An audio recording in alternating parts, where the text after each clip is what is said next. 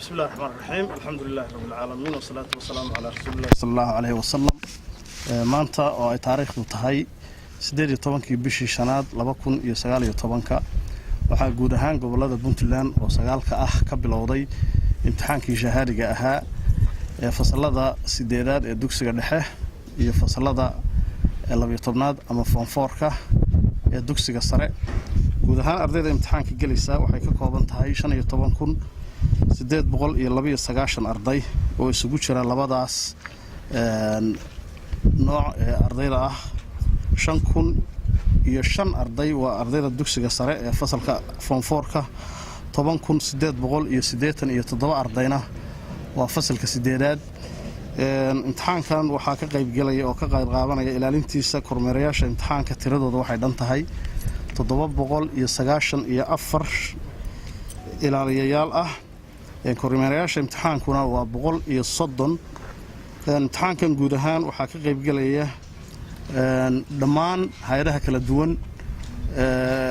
Puntland ay ka kooban tahay ilaalintiisa nabadgelyadiisa iyo ka qayb qaadashada guud ee imtixaanka kan waa hawl qaran hawsha qaranna Puntland oo dhan baa ka qayb qaadatay waxaan rajaynaynaa insha Allah ardayda imtixaankan galaysa iyaga iyo waalidiintooda iyo dhammaan Puntland inay ku guuleysato ardayda imtixaanka galaysa waxaan u rajaynaynaa deganaansho isku kalsoonaan iyo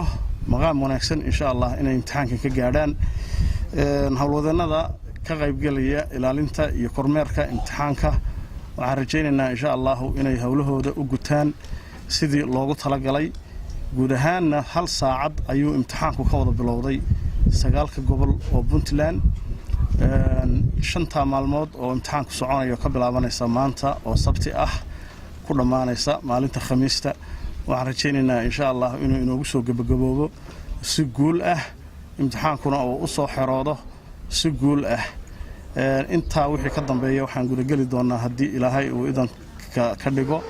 imtixaanka saxidiisa iyo natiijo soo deynta